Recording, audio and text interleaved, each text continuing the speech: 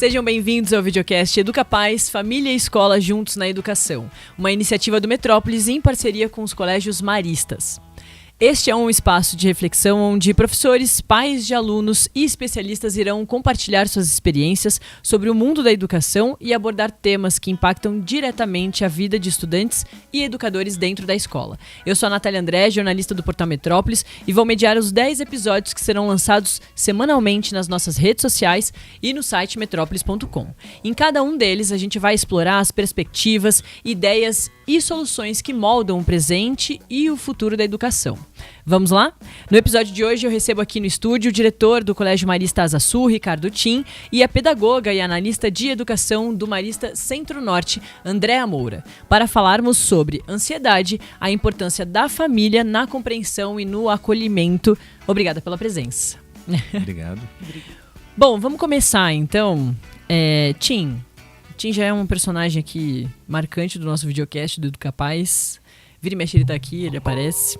E a gente falou sobre depressão, a gente vai falar sobre ansiedade agora. E eu queria saber, Tim, como a ansiedade, o que é a ansiedade, né? Porque muito se fala hoje, mas muitas vezes a gente usa esse termo também, às vezes nem para exatamente o que é a ansiedade. Então, o que é a ansiedade? Como a gente pode identificar a ansiedade? E, claro, como a gente consegue, não sei se combater, mas enfrentá-la. Melhorar um pouquinho para quem está sofrendo, né? Eu acho que a gente pode falar de duas coisas que se sobrepõem, mas são diferentes. Por exemplo, medo e ansiedade, né?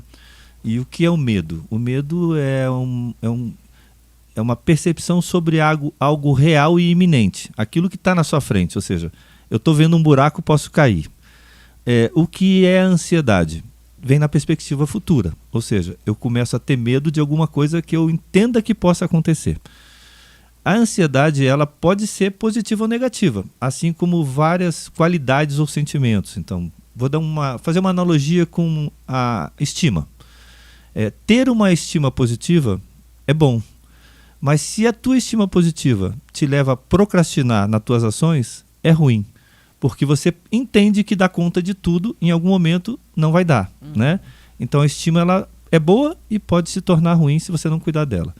A ansiedade na mesma perspectiva, ou seja, se a ansiedade ela não for patológica, ou seja, não for excessiva, ela for para resolução de problemas e fazer algo que você precisa fazer antes, ok.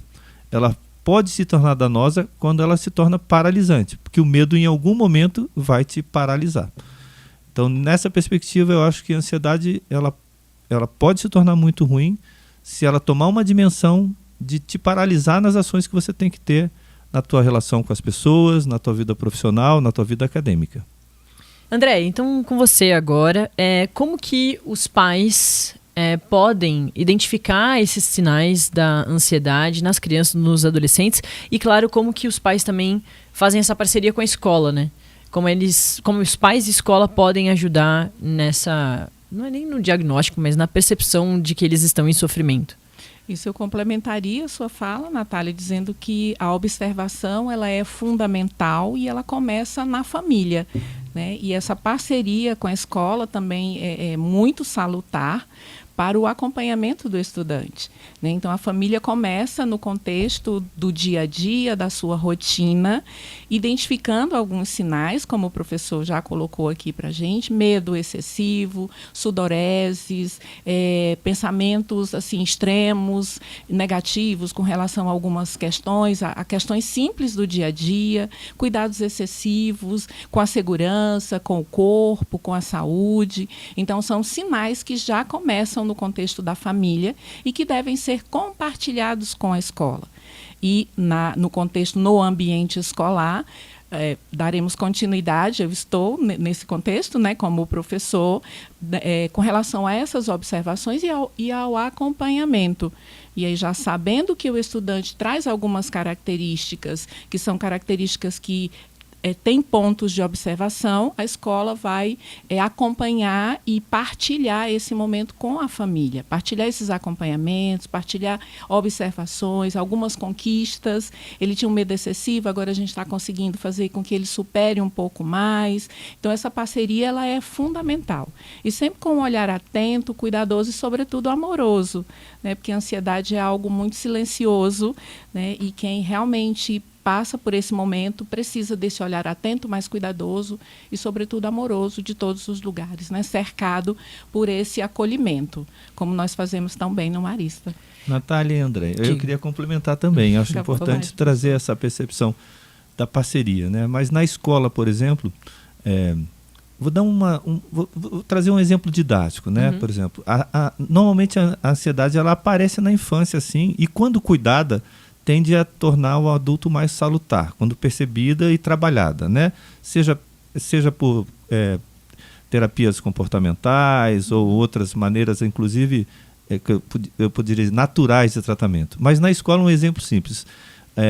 Uma criança com medo de leitura em grupo, ou seja, não quer se expor para a turma, né? A escola pode, percebendo isso, e é da natureza nossa, trabalhar com a criança com combinados, ou seja, olha, você vai apresentar primeiro para o seu melhor amigo, escolha. Agora você vai escolher 2, agora é 2 mais a professora. Então você vai diminuindo o medo em relação àquela exposição de leitura com os colegas. Nesse sentido, parceria escola-família se fazem sempre necessárias. Porque a escola tem essa percepção também, né? Da onde a gente pode estar ali ajudando essa criança a fazer com que esse medo não se torne um impeditivo, né? Não tenha um efeito paralisador. E porque eu imagino também que os pais também muitas vezes estão ansiosos, né? A gente vive um momento da humanidade mesmo, que todo mundo tá com um monte de tela, mensagem chegando o tempo todo, vários compromissos, né? Os jovens têm essa coisa do futuro, o futuro está chegando. Quando vai chegando ali no finalzinho da escola, eles começam a ter essa percepção de que tem que tomar uma decisão sobre profissão, mas os pais também estão nesse sei lá, nesse vórtex. É uma sociedade muito fluida e online, né? A gente assim, ela é conectada com o imediatismo. Sim. Né? E o imediatismo nos leva a essa condição de a gente querer que tudo tenha uma solução imediata.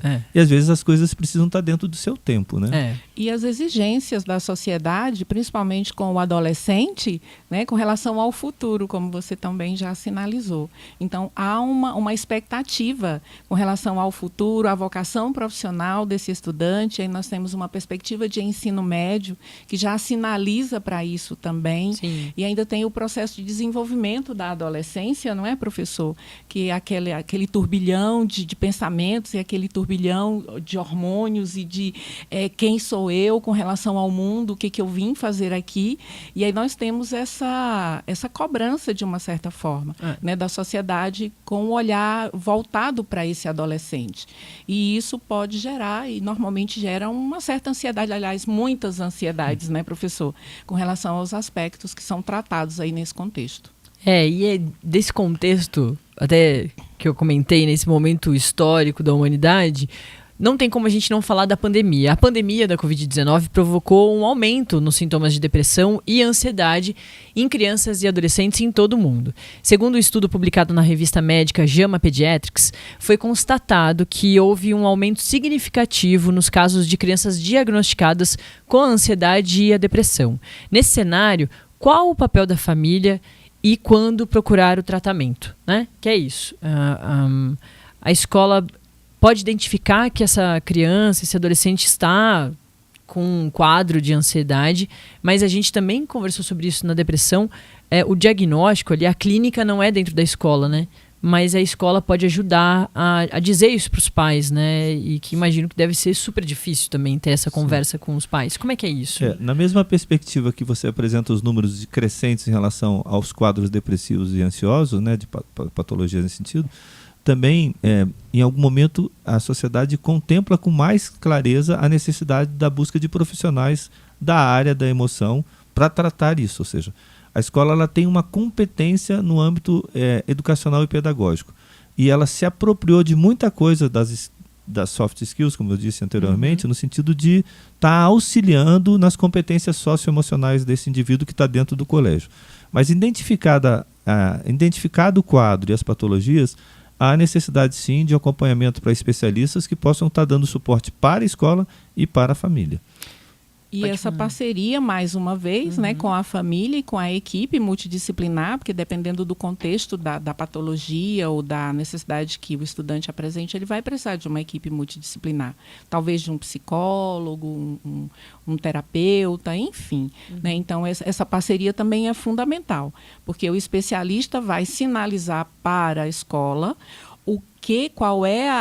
quais são as características que esse estudante possui a partir da necessidade que ele traz e como nós podemos traçar uma proposta pedagógica de desenvolvimento e aprendizagem mais específica com as especificidades que ele traz.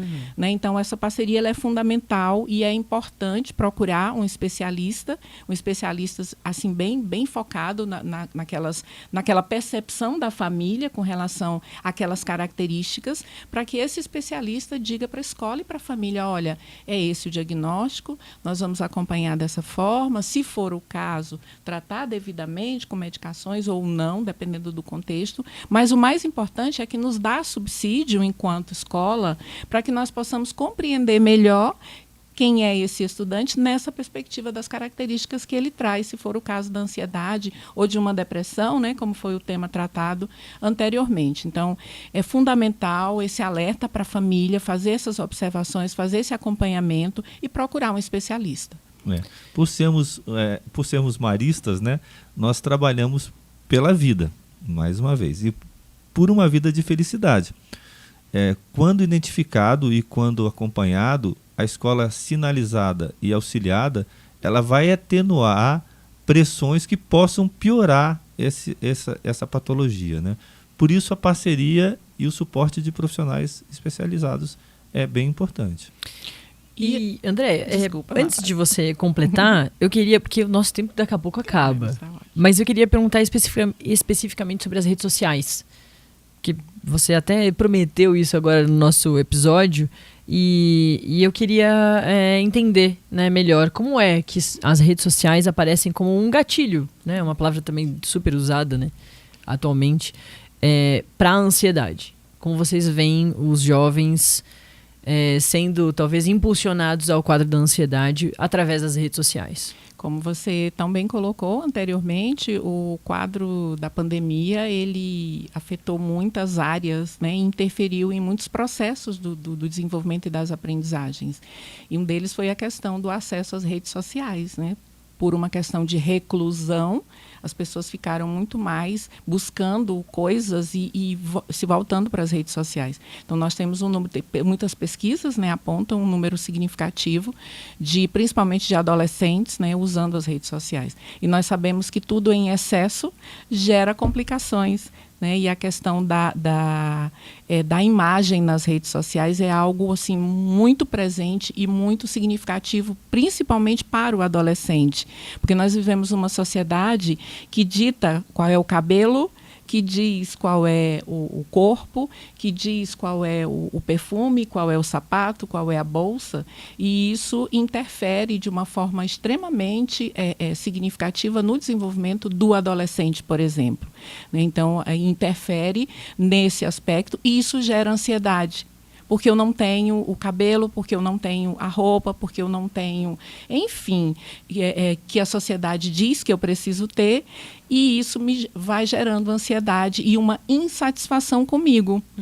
E aí a questão do autocuidado, a questão da aceitação, são aspectos importantíssimos. E aí esse estudante do adolescente, ele está na escola e provavelmente ele já está no ensino médio ou saindo dos anos finais e entrando no ensino médio. E aí é uma estrutura diferente de currículo, de organização dos processos, e ele está inserido nesse contexto. E aí nós precisamos ter, mais uma vez, esse olhar atento e cuidadoso, né, e sinalizar para a família que quem, em princípio, deveria acompanhar esse acesso às redes sociais seria a família. Né? Então, sinalizar para a família família e, enquanto escola, buscar as alternativas que nós podemos utilizar naquele momento.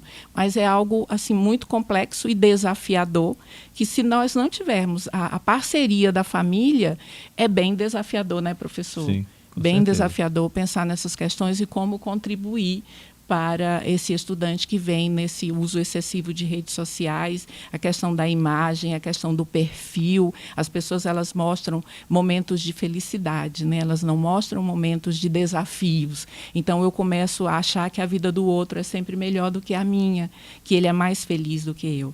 E aí eu começo a pensar, falando da perspectiva do adolescente, né?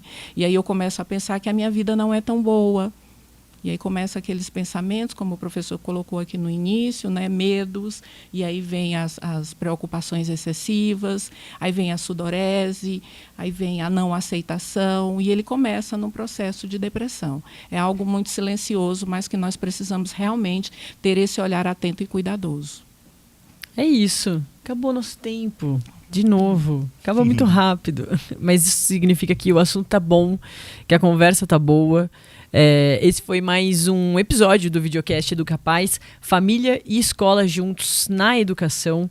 É uma iniciativa do Metrópolis em parceria com os colégios maristas. Por 2 meses a gente vai explorar as perspectivas, ideias e soluções que moldam o presente e o futuro da educação. Hoje eu conversei com o diretor do Colégio Marista Asa Sul, Ricardo Tim, e a pedagoga e analista de educação do Marista Centro-Norte, Andréa Moura, para falarmos sobre ansiedade, a importância da família na compreensão e acolhimento. Obrigada mais uma vez, viu, pela presença. O prazer foi meu. Para ver esse episódio de novo e os próximos, tem que ficar de olho nas nossas redes sociais e no metrópolis.com. Até a próxima.